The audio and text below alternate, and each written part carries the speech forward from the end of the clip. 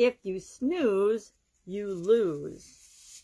Sharon Horne-Ellstrom here with my pajama grandma face mask from an event I went to, and a little baby doll belonged to my daughter, and she's got the eyes that open and close, meaning if you're asleep on the job, if you're asleep in your life, you might miss out on some opportunities. I guess I can just hold her. She's about the size of my granddaughter, so it's kind of fun to just sit her on my lap. If you snooze, you lose. What does this expression, this proverb, this idiom, what does it mean? Where does it come from? And how might you use it in your life and in your business right now? Well, I love this expression. Guarantee I've said it hundreds of times, and probably my parents told me it, and other people have said it to me in competitive situations in business and in life. If you snooze, you lose. If you hold back, if you wait, if you show up late, if you take a long time to make a decision, you might miss out on a specific opportunity. Now, I want to throw a caveat in there.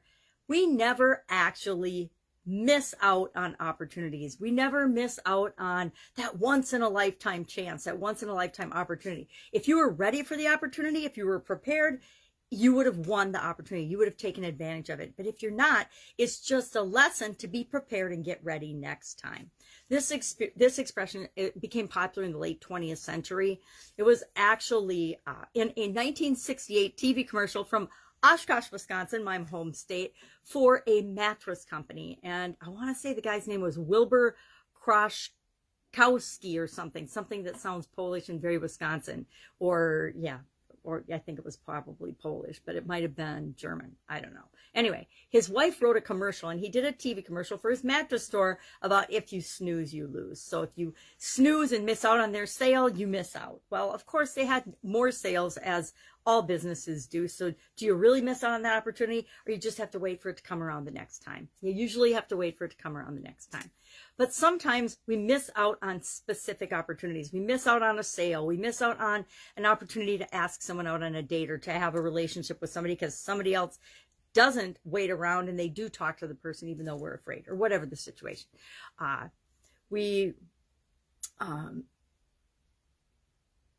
totally lost what I was thinking about. We miss opportunities, but we don't miss the ones that are really for us. If we missed an opportunity, we usually missed it for a reason. Maybe we're not completely qualified for the job, or maybe we're not qualified to deal with a particular customer or group of customers in our business. Slow decision-making processes really result in the majority of our missed opportunities. Late for a job interview and you don't get the job because you don't even get interviewed because you were late for the interview. Late in making deadlines. If you have a weekly report due every Friday at noon and you consistently turn yours in Friday at 1 to 3 o'clock in the afternoon after your boss has already left, chances are you're going to have some performance issues, or you're going to have to change some things, or you're going to have to make alterations in your schedule or when you do things so that you can meet the deadlines and the timelines that are set for you. Think of being late to work. Some people are incessantly late to work when all they really need to do is take into account the variables on their way to work and just get up and leave half an hour early, or do whatever they have to make sure they're there when people expect them to be there. Have I been late for work? Heck yeah. Has there been blizzards and snowstorms that I couldn't possibly anticipate? Of course, but it's not the regular occurrence for me. It's an absolute anomaly and very rarely happens. So what are some ways in our businesses we can make sure we don't fall prey to the if you snooze, you lose idiom and expression? Well, we can have a decision-making process in place for our organization and for us personally. Even if it's something as simple as urgent, important resources, or plus or minus. My dad taught me the plus or minus strategy of making quick decisions when I was a little girl, my sisters and I, and he taught us if you have to make a decision or a choice, or if you're faced with an opportunity, how do you know if you should do it or not? It's even simpler than the plus or minus. You can just ask yourself, how does it make me feel if I make this decision? How would I feel if I miss this and don't make a decision? Because a lot of times, if we wait long enough, the decision gets made for us. Procrastinators among us in the world, I've been known to procrastinate in my life, find out what happens to our grades and our opportunities and things if we wait too long to make a decision or a choice. So have a decision-making process, no matter how simple, for the big and the small things in your company and in your life, so that you don't take a long time to make decisions. Usually people that do really, really well in business are quick to take action because they have a way to quickly weigh the risks and the opportunities in any given opportunity, any product, any service, any idea that they have. They run those through their own personal decision-making filter first before they even decide if they're going to look into that possible project or idea further. Secondly, have a plan. Have a plan with buffers so that you're on time, so that your goals and your objectives and your projects end up finishing when you say they're going to. Under promise, over deliver. Under promise, over deliver. I will say this till I turn blue. Under promise to everyone except yourself. Don't under promise to yourself. Always deliver to yourself, and always deliver to other people. Always over deliver, but take into account realistic. Hey, if it's going to take me 3 weeks to do this project, maybe you sell it to the customer. Hey, we'll deliver in 4 weeks, because you know for sure it's probably going to take you 3, and then you know that you'll find efficiencies and ways to shave time off that. But you deliver it in 2 weeks, and they're absolutely positively thrilled and delighted. But if you deliver it in 4 weeks and 25 minutes, they're going to hate you because you didn't meet the expectation. Be open and look for opportunities and possibilities, because there are infinite possibilities and opportunities around every single one of us in our businesses, in our lives, in our relationships, in every area and aspect of our life.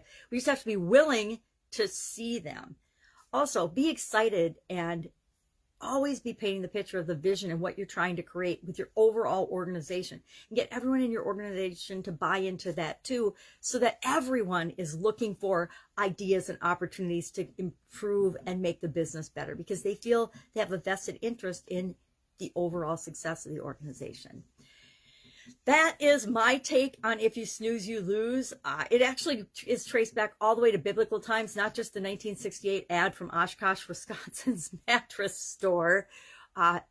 It was definitely really popular by the 18th century, and people were using it. The origin is not specifically known, because it's been around since biblical times as well as throughout history. But the 1968 commercial is what really made it take hold in modern day expressions, modern day proverbs, modern day idioms. That's it. Love to know your experience with this particular one. Like I said, I could tell you stories all day long about me using with my kids, with the people that report to me. Hey, if you snooze, you lose. Bob came in and said he wanted the project before you to be the project lead. Guess what? He's qualified. You're qualified. You're probably more qualified, but he stepped up and asked first. That's what happens. Those who show initiative get rewarded. Those who ask get rewarded. If you never ask the question, the answer is always no. All right, have an amazing day. I will be with you tomorrow with another interesting idiom, Proverbs for the first 100 days of this year, and then what it means, where it came from, and how you might use it in your business and maybe even in your life today. Have an amazing day. Wake up. Don't snooze. We don't want you to lose out on anything that's really important to you.